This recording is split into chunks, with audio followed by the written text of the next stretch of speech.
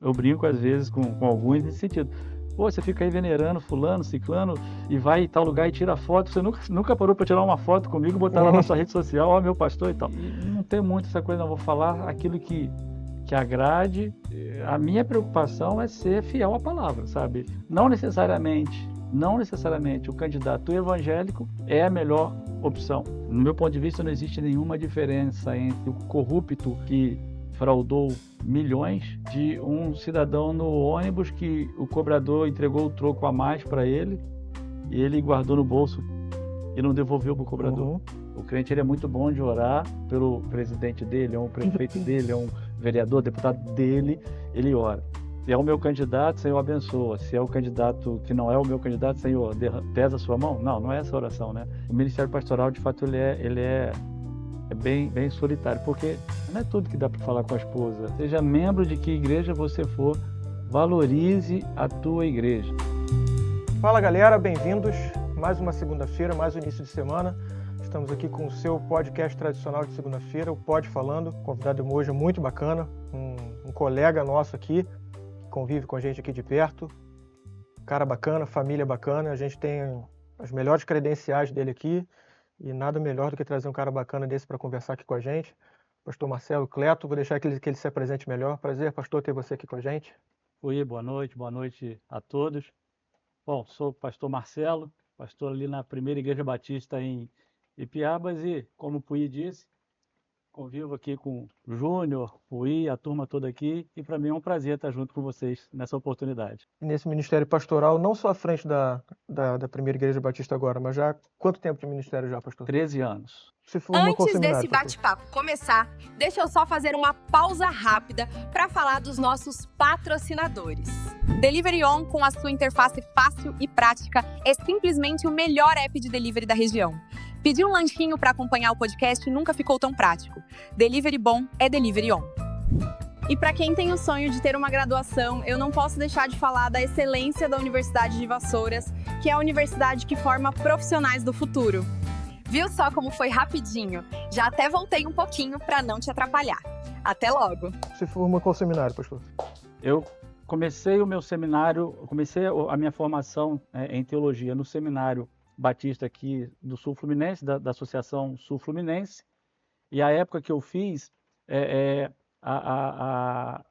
o seminário oferecia a possibilidade de você fazer o curso livre pelo seminário, integrado ao curso reconhecido pelo MEC, oferecido por uma faculdade lá do Mato Grosso do Sul, o curso à distância. Então, fui fazendo integrado os dois, até que entendi que daria continuidade só pelo curso à distância. Então, eu sou formado, tenho a formação pela Universidade Grande Dourados, lá do Mato Grosso do Sul. Só estou trazendo para o universo assim, um pouco mais fora da igreja. Assim. Na sociedade, no mundo que a gente vive, a igreja está sempre passando por desafios. Né?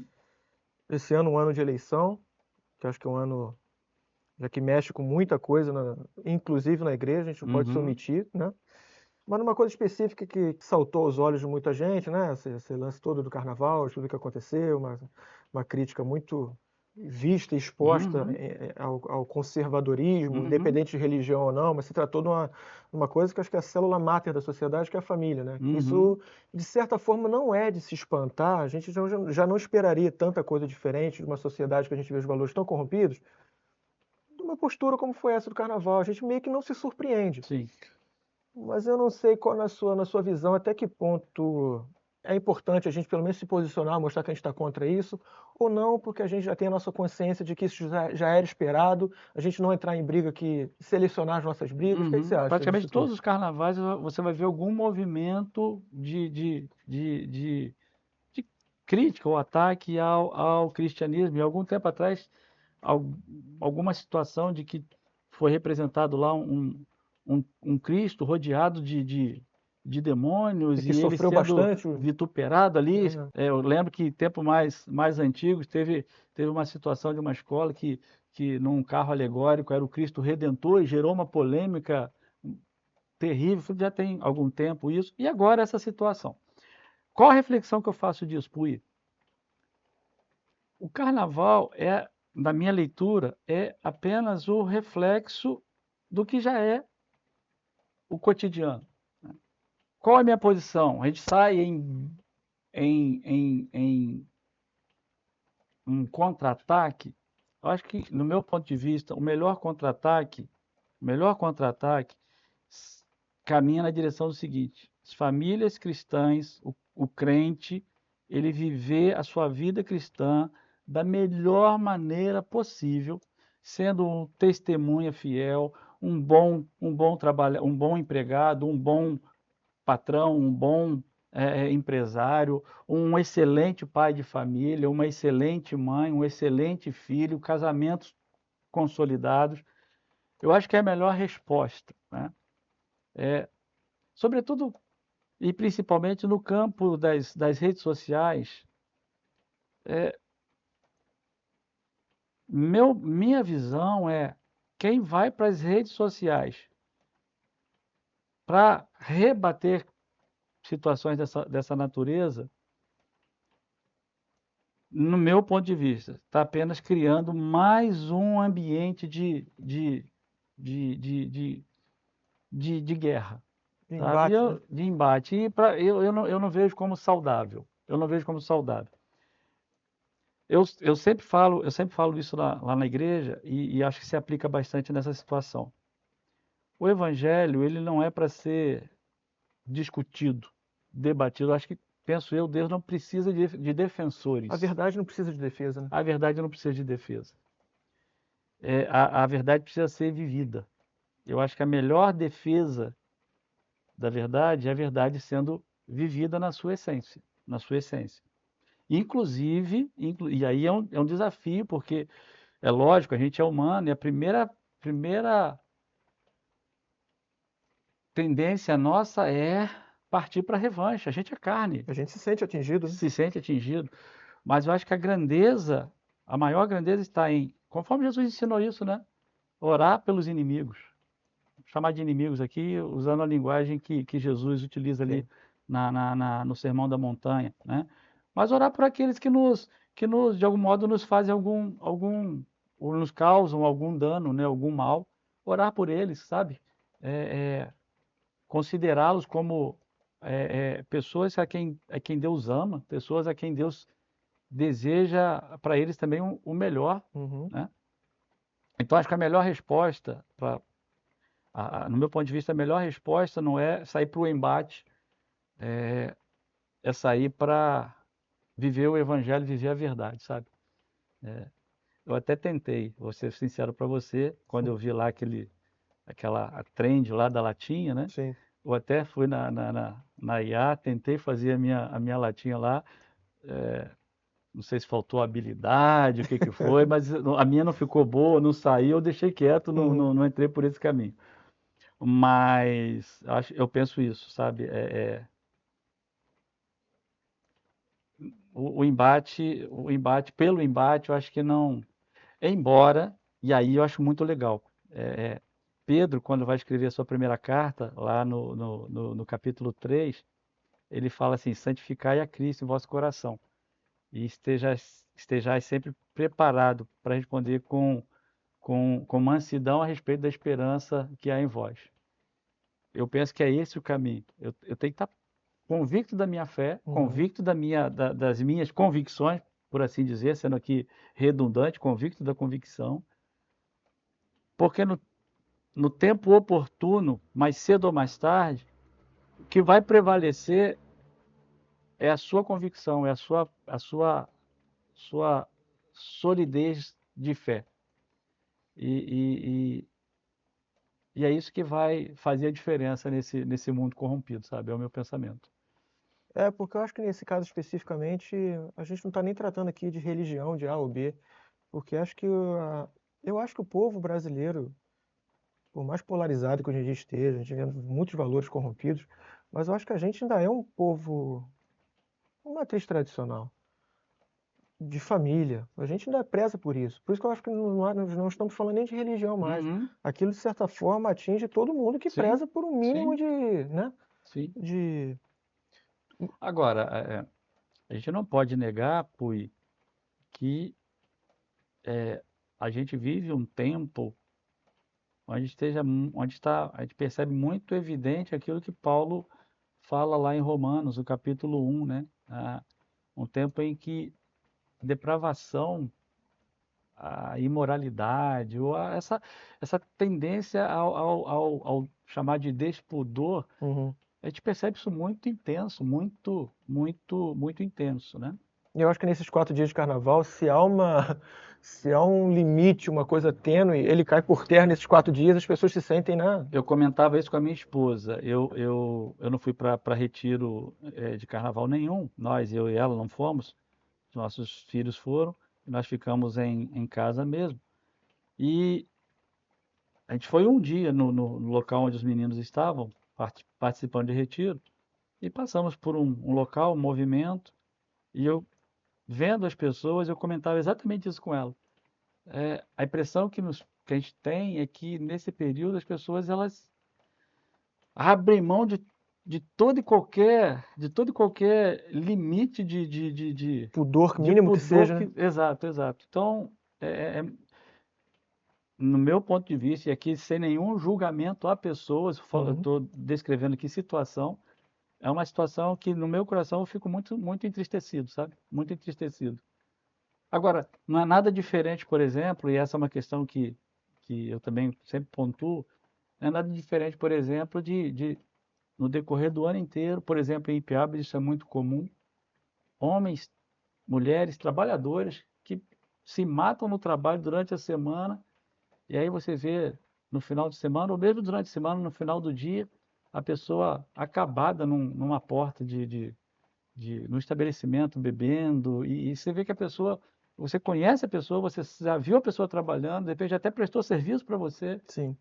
Mas está ali naquele estado deplorável, né? Então, assim, é aquilo que eu falei agora há pouco, né? Na verdade, o carnaval, ele é um acumulado daquilo que é o dia a dia também de muita gente. Infelizmente, isso entristece muito meu coração, de verdade. Eu estava falando agora há pouco atrás sobre as eleições. Te deixa esperançoso, te deixa meio que pé atrás? Você acha que o nosso papel é realmente, não em época de eleição, mas sempre orar?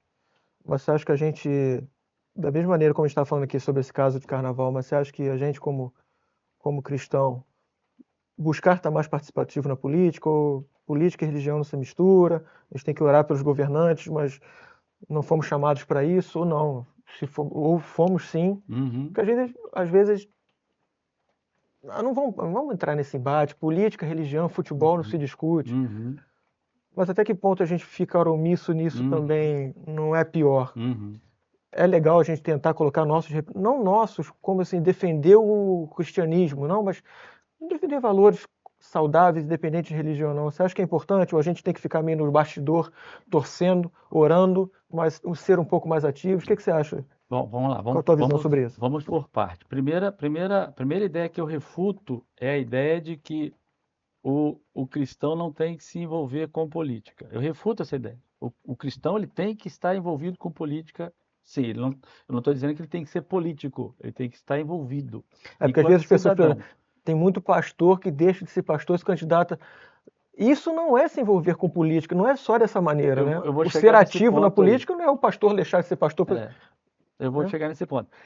Quando eu falo do cristão, ele precisa ser político, eu estou dizendo o seguinte, o cidadão exercendo a sua cidadania. Né? Como é que eu exerço a minha cidadania? Primeiro, o voto. Não é votar, parece aqui coisa de outras épocas, mas infelizmente ainda faz parte do nosso cotidiano. Eu não tenho que votar em alguém porque aquele alguém vai me beneficiar de alguma maneira. Né? O mínimo de consciência política temos que ter. Isso é muito... E aí eu expando isso até... eu vou votar no candidato X ou Y porque ele vai favorecer os evangélicos. Eu não sei se essa é o melhor critério de avaliação, não. Porque com isso também eu dou direito a que outros grupos, e sem julgamento também, outros grupos também exerçam o seu direito de voto buscando satisfazer o seu interesse. E é justo e honesto porque estamos numa democracia. E aí vira uma guerra de interesses. E a política não existe para o grupo A, B ou C. A política existe para o cidadão. Sim. Né? Então, assim, uma coisa que eu sempre oriento a igreja: vote. Mas não vote para que, eu vou votar no candidato X ou Y porque ele vai me dar um emprego, ou vai dar um emprego para o meu familiar, ou porque vai... Não é esse o critério. Eu vou votar no candidato porque eu considero que ele tem alguma competência para exercer aquela determinada função. Não necessariamente o candidato evangélico é a melhor opção. O fato de ser evangélico, estou falando aqui de evangélico porque é o segmento que a gente está aqui conversando a respeito. Não o carimba como o super candidato, nem sempre. Não.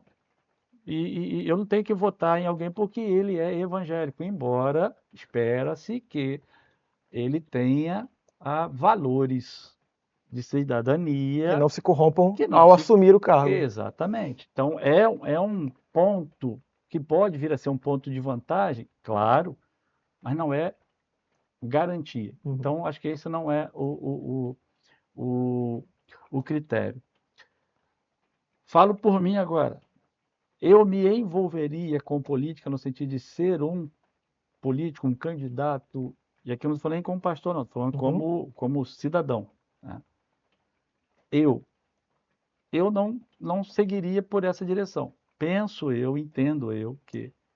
Primeiro que eu não tenho estrutura para isso, e penso eu que o ambiente ele é muito tóxico, muito corrosivo, por assim dizer. Corrompível, vamos dizer assim. Corrompível.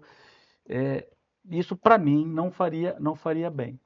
Não julgo e nem condeno, muito menos, quem segue por esse caminho. Mas, para mim, não seria uma possibilidade. E agora, como pastor, aí eu vou falar, no meu ponto de vista também, em relação ao pastor e à política. Eu não tenho nada contra o pastor ser um candidato. Não tenho. Mas a minha reserva é o fato de que vote em mim porque eu sou o pastor fulano de tal. Eu acho que não é o caminho. Sim. Sabe? Você vai ser um pastor lá? Não, você não vai ser um pastor lá. Então, usar essa prerrogativa como alguma coisa que chancele o fato de eu poder ser enfim, exercer um cargo eletivo, eu acho que mistura as coisas. Eu acho que isso não é legal. Até porque... São habilidades que você tem como pastor que você vai provavelmente ficar engessado lá dentro e não vai poder usar. E eventualmente, numa situação lá na frente, uma situação que gere algum tipo de comprometimento daquela figura política que tem a prerrogativa de pastor, ele acaba respingando em mim aqui fora, que sou pastor. Infelizmente. Pastor é tudo igual. E na maioria das vezes a gente perde excelentes pastores. Sim. Se valendo da boa reputação como pastor, que automaticamente acha que, sendo bom pastor, exercerá um bom cargo político, e não é. Não exerce, mancha, muitas vezes sai manchado e não faz, aí na volta talvez, né? Fazendo aqui um paralelo. Isso é fato que a gente já viu isso em vários casos. Sim. Bons pastores que se envolveram e não voltaram bem. Sim. Fazendo aqui um paralelo, quando um crente comum, vou chamar assim, ele se apresenta como alguém vocacionado para o ministério pastoral, e ele se apresenta lá, o seu pastor, a sua igreja, dizendo: olha, eu tenho entendido de Deus, me preparar para o ministério pastoral. Qual que é o critério primeiro para avaliação se aquele chamado ele tem fundamento? É olhar a vida, o cotidiano daquele candidato ao seminário no dia a dia da igreja. É alguém que, de fato, demonstra sinais... A veia nele de... Exato. Eu acho que quando o assunto é exercício político, exatamente essa deve ser a primeira avaliação. Alguém que se apresenta como um potencial ocupante de uma cadeira, um cargo público, ele precisa ter uma vida pregressa de sinais de que... dê sinais, né? Que dê sinais que o credenciem para aquilo. Eu diria mais, né? Eu diria até um pouco mais. Por que não existir uma exigência de algum tipo de formação, de preparação prévia para aquela, para aquela, para aquela função, né? Uhum. Alguma coisa relacionada à gestão pública, enfim. Um médico vai ser médico, ele não vai ser médico porque ele quer, ele vai ser médico porque ele se preparou para sê-lo, né? O advogado, o engenheiro, o pastor, Sim. ele se prepara para aquela. Por que não o político ter alguma exigência de preparo, né? Alguma coisa do tipo. Enfim, não sei exatamente como seria isso, que tipo de exigência, mas alguma coisa que desse essa credencial prévia. Mas voltando a falar do cristão e a política, eu fecharia esse assunto dizendo assim: o cristão ele deve ser o melhor político, no sentido de exercer a sua política, o seu papel de cidadão, ele deve ser o melhor político. Consciente do seu voto, não apenas no voto, mas no decorrer do mandato do seu candidato, eventualmente eleito.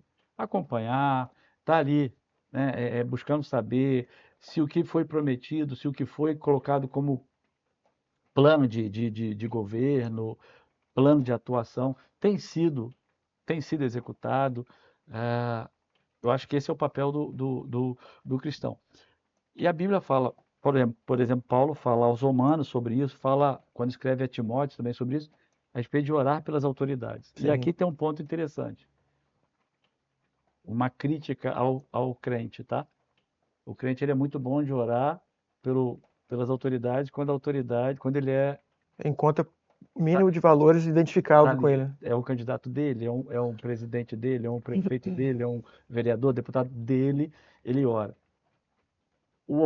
A oposição não merece, ou melhor dizendo, ela não carece, nem é merecimento, é carência. A oposição não carece de que nós oremos por ela também. Será que Deus não tem algo a realizar? Porque a Bíblia diz que toda autoridade constituída, ela foi constituída por Deus. Fica parecendo que foi um descuido, Deus deu uma piscadinha, o governo entrou. Opa, então. Fugiu do controle de Deus, Entende? né? Então, assim, é uma questão que a gente precisa levar muito em conta, né? E que tipo de oração que a gente faz também, né? Porque se é o meu candidato, Senhor, abençoa. Se é o candidato que não é o meu candidato, Senhor, pesa a sua mão. Não é essa oração, né? Abençoa também. Sim, claro. Né? Abençoa também. Eu acho que se a gente tivesse pelo menos as políticas públicas alcançando as minorias, alcançando de maneira um pouco melhor a população, a gente não precisaria usar a política tanto como uma maneira de melhorar a vida. Eu vou votar naquele tal candidato porque ele vai me dar algo em troca.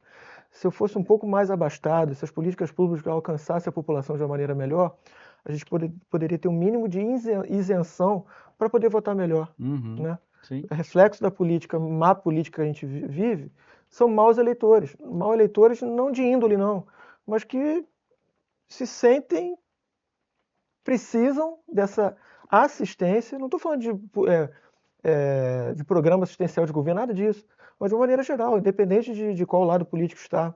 A gente vê ainda a população está longe de ser alcançada de maneira eficaz, né, de maneira digna. A gente vê a população vivendo de maneira muito, muito precária ainda. Né? Mas e a população, ela se sente, infelizmente, ela se sente representada porque a beneficia mais. Se todos tivessem um mínimo de isenção, eu não preciso pensar de forma exclusivamente para mim, eu posso pensar de maneira igualitária, o que vai ser melhor para todos e não melhor para mim, eu conseguiria ter um mínimo de isenção de critério melhor para votar, né? Mas um cuidado que a gente precisa ter é o seguinte,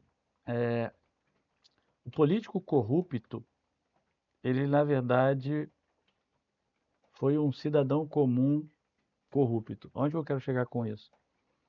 A responsabilidade está na mão do povo, sabe? Porque assim, no meu ponto de vista, não existe nenhuma diferença entre o corrupto que fraudou milhões de um cidadão no ônibus que o cobrador entregou o troco a mais para ele e ele guardou no bolso e não devolveu para o cobrador. Entende? Eu penso que esse que guardou o troco a mais no bolso e não devolveu é alguém potencialmente capaz de lá na frente, com um montante maior diante dele, seguir pelo mesmo caminho. Então, assim, a gente reclamar da política ou do político é perigoso nesse sentido. Será que no meu dia a dia, dentro do meu ambiente, dentro daquilo que está no meu entorno, eu tenho sido correto, eu tenho sido,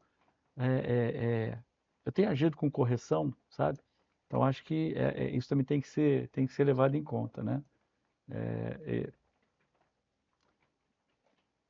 Vou dizer assim, né? Talvez toda a população tenha o político que escolheu, ou o político que merece, não sei. Talvez tenha essa questão também. Que a democracia ela é a voz da maioria, então a gente... Né? Tem essa questão. Pastor, às vezes você se sente competindo com... A gente sabe com o fator da internet hoje, os membros, todo mundo tem muito acesso a muita informação, a gente vê muito pastor, a gente vê muita coisa. Você sente que hoje o pastor ele tem um pouco mais de dificuldade de trazer uma coisa mais homogênea de visão de igreja, porque você acha que você se sente competindo às vezes com muito pastor de internet, muita visão de internet, às vezes o membro que às vezes se identifica até com um pastor de coisa e não tanto com o pastor local. O que você acha disso? Você sente que eu pessoalmente eu não sigo por esse caminho não, de ficar preocupado no sentido de competição. Porque, na verdade, se eu for pensar nisso, eu já vou entrar perdendo de lavada, por assim dizer. Porque onde eu quero chegar com isso? O tempo que eu tenho com uma ovelha, se comparado ao tempo que ele tem de acesso a uma série de canais de informação, o tempo meu é, de certo modo, menor. Então, assim, sinceramente, eu não me preocupo com isso. Eu brinco às vezes com alguns nesse sentido. Pô, você fica aí venerando fulano, ciclano, e vai em tal lugar e tira foto. Você nunca parou para tirar uma foto comigo e botar lá na sua rede social, ó, meu pastor e tal. Mas eu não entro por esse caminho, não. Não entro, não. Por conta disso. Porque é uma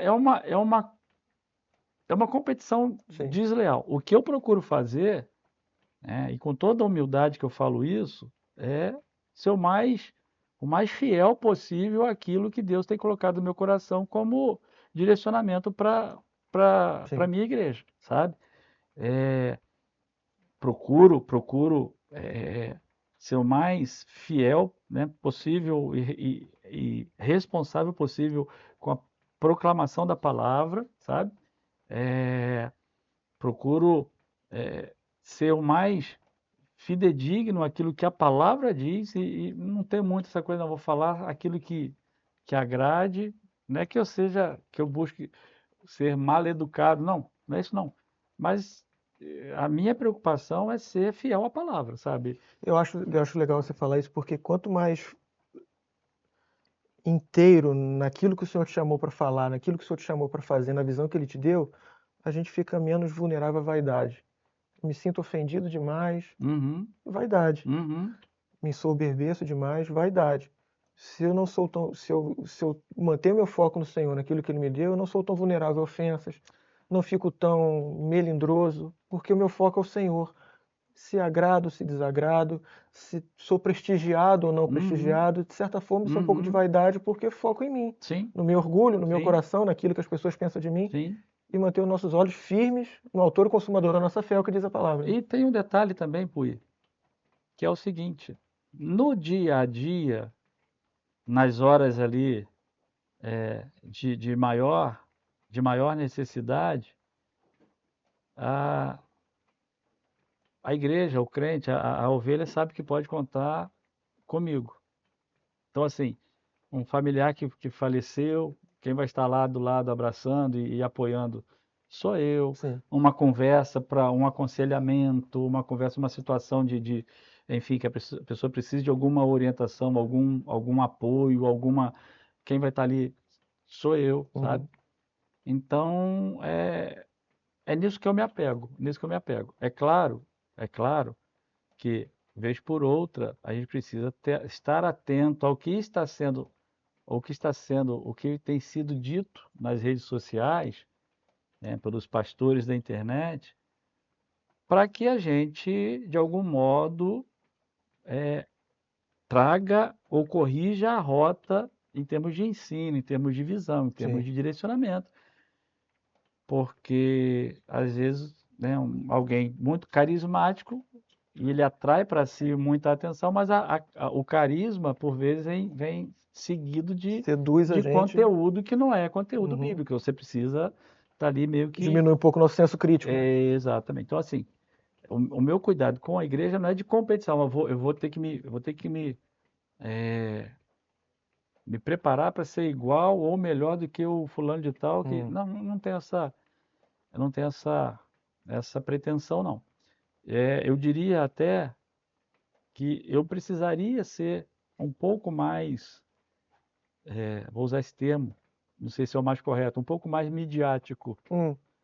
Eu, pessoalmente, estar mais nas redes sociais, né? Mas a questão do tempo, me falta para isso. Nas redes sociais, às vezes, não por vaidade, mas porque é uma ferramenta muito poderosa, né? Sim, por isso. Não para... E aí o meu receio também é esse, de repente eu ficar... me permitir misturar as coisas. Aquilo que poderia ser uma ferramenta, talvez eu me permitir que aquilo se transforme numa autoexposição e começar aquilo ser que legal, que tá todo mundo me vendo, né? Então, usar a ferramenta bem consciente do que você está indo fazer ali com ela. Isso. Você sente que o ministério pastoral, às vezes, é um pouco solitário? Com quem que o pastor Marcelo, quando precisa se aconselhar, quando precisa conversar com alguém, às vezes é um ministério que, às vezes, te traz um pouco de solitude, faz parte, é assim mesmo, faz parte do ministério? Eu diria que é isso.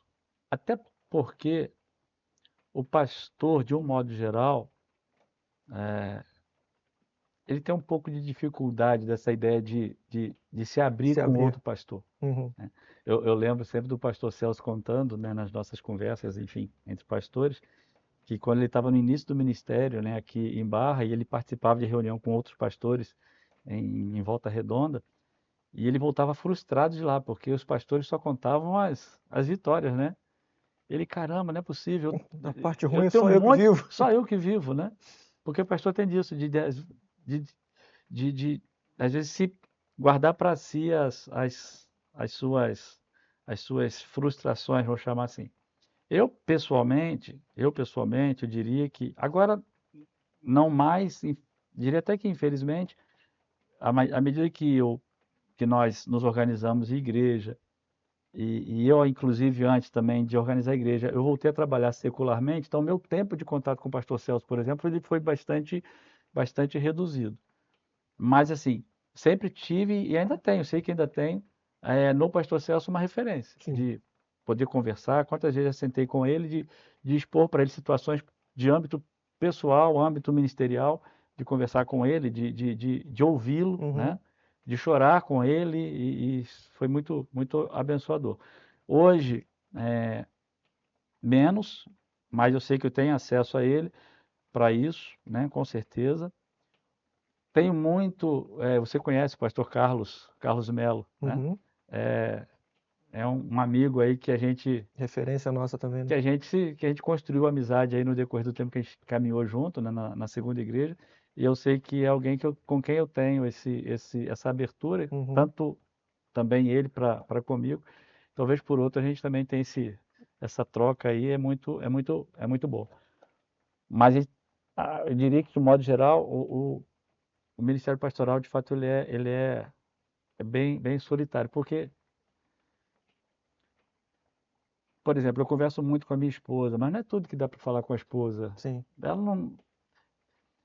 A visão da esposa, por exemplo, em determinadas situações, ela não é que é errada, não, mas não é a visão, porque ela não é pastora, né?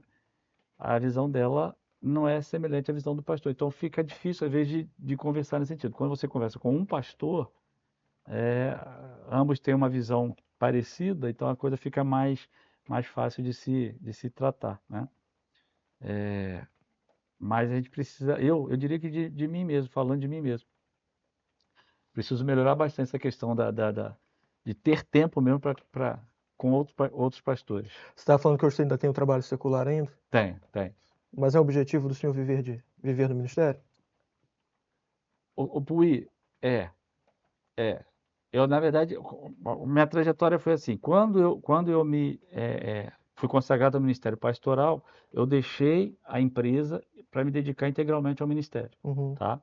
E aí, quando eu fui para Ipiabas, eu fui dessa forma, em tempo integral.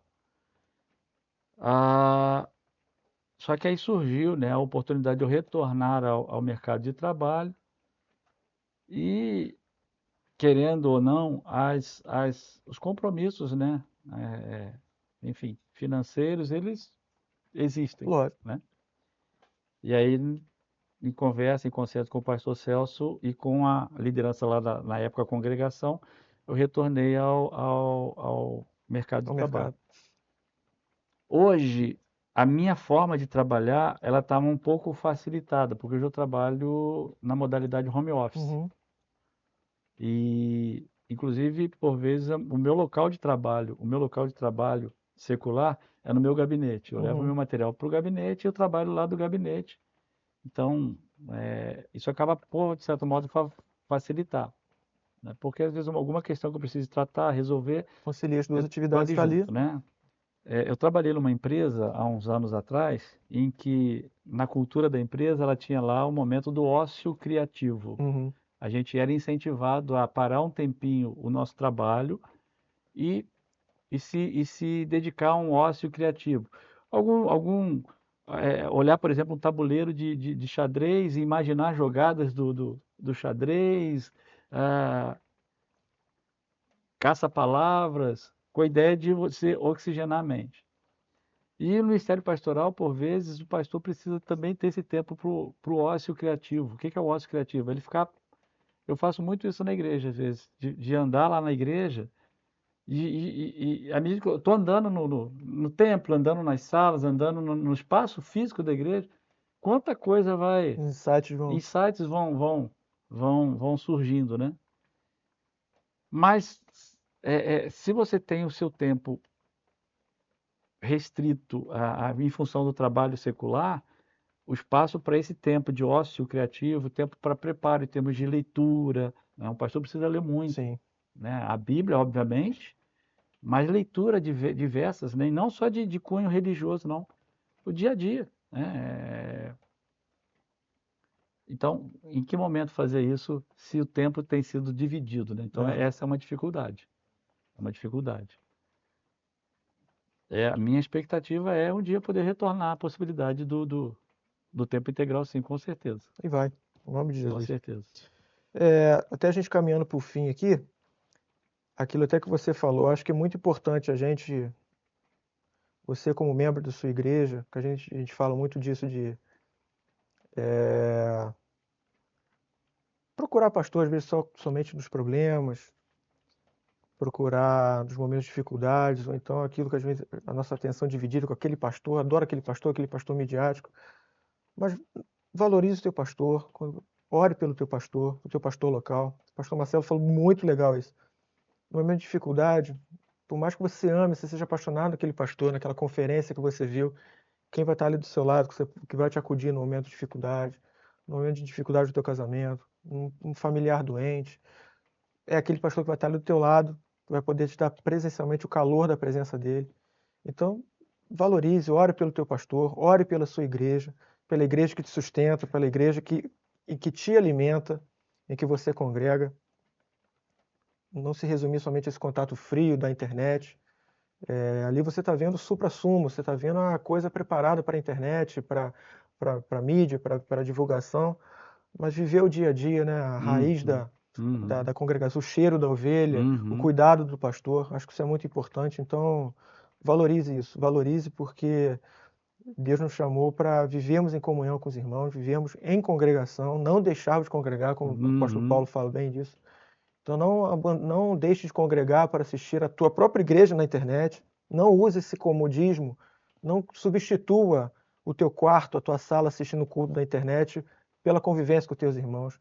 A convivência com o irmão, a troca de de contato, do calor humano, de estar ali, de abraçar. A tua presença é importante para o irmão que está do teu lado. Às vezes você acha que não, né? A tua presença é essencial para alguém que está indo na igreja, te ver ali em contato uns com os outros, somos fortalecidos. Tem coisas que o Senhor fala conosco no privado, mas tem coisas que o Senhor vai fazer através da vida do teu pastor ali na tua igreja. Então, acho muito importante isso. Fica isso de recado, né, pastor? Sim. E se eu também quiser falar alguma coisa para a gente, uma mensagem para a gente encerrar. Pensando aqui, né, a Bíblia fala, né, Jesus falou sobre isso, né, que onde estiverem 2 ou 3 reunidos no nome dele, ele estaria ali no meio. Perfeito. Mas eu imagino que ele fica, e eu com certeza fico também mais feliz em não apenas 2 ou 3, mas uma multidão reunida, né? Claro. É muito mais agradável, né? Muito mais agradável. A mensagem que eu tenho para deixar é exatamente nessa linha, né? Seja de que igreja você for, seja membro de que igreja você for, valorize a tua igreja. E eu sempre digo lá para os nossos membros que a gente não pode ver a igreja como o supermercado, onde o supermercado eu só vou quando eu tenho a falta de alguma coisa. Eu vou lá na prateleira, pego aquele determinado item que está faltando e levo para casa. Eu preciso ser, para com a minha igreja, não um consumidor ou cliente de supermercado, eu preciso ser um funcionário. Eu brinco com isso lá na igreja. O funcionário ele está sempre repondo as prateleiras, ele está sempre contribuindo para que tenha conteúdo ali no mercado. O crente precisa ter essa visão de valorizar a sua igreja. Ele vai receber sim, mas ele tem muito a contribuir, a cooperar para o crescimento da sua igreja. A Bíblia fala sobre, Paulo falando aos Efésios no capítulo 4, ele fala sobre o crescimento mútuo, a edificação mútua, onde há, e essa edificação mútua, ela acontece à medida que cada parte bem ajustada vai cooperando para esse crescimento. Então você tem muito a contribuir. Se você não valoriza, se você não está ali, alguma coisa vai estar faltando. Lógico, Deus vai suprir, Deus é supridor, claro que é. Mas você está deixando de participar daquele privilégio de ser ferramenta nas mãos de Deus para abençoar a vida da sua igreja, tá bom? Eu não sei se eu preciso dar aqui uma palavra especial para minha família, né? Um beijo para Carol, minha esposa, companheira de vida e de ministério, né? Os meus filhos, Eduardo, a Gabriela, o Lucas está comigo aqui, o Davi. Um beijo para vocês são importantes demais para mim, e um carinho muito grande, uma palavra muito especial para minha amada primeira Igreja Batista em Ipiabas, né? Igreja que o Senhor me deu, nos tem dado o privilégio, conforme eu sempre falo com eles lá, viver esse casamento. Deus preparou esse casamento e esse casamento já tem caminhado aí durante 10 anos. Um beijo grande para cada um de vocês. Vocês sabem, e eu repito, vocês são muito importantes para mim. Eu amo vocês e eu me sinto também amado por vocês. E que a gente continue assim. Pastor às vezes meio chato, porque tem que ser, né? Faz parte, mas ao mesmo tempo pastor que tem um coração voltado para amar vocês e viver junto com vocês aquilo que Deus tem para nós aí em Ipiabas. Penso eu que estamos nos 10 anos de muitos outros que virão, se Deus assim permitir. Vamos avançar, como eu sempre digo no final dos nossos vídeos, vamos avançar em nome de Jesus. Deus abençoe vocês. Amém. E mês de abril vai ser sempre festa. Sempre festa. Todo ano, muitos ainda em nome de Jesus. Isso aí, se Deus quiser. Pastor, obrigado. Valeu. Pelo seu tempo, bênção para o senhor aqui. Valeu, obrigado. Eu que agradeço aí o convite e a participação. Gente, obrigado por mais um Pode Falando, vocês estando aqui com a gente. Mais uma semana, mais uma segunda-feira. Um restante de semana abençoado, tudo de bom. Vejo vocês na próxima. Forte abraço. Tchau, tchau.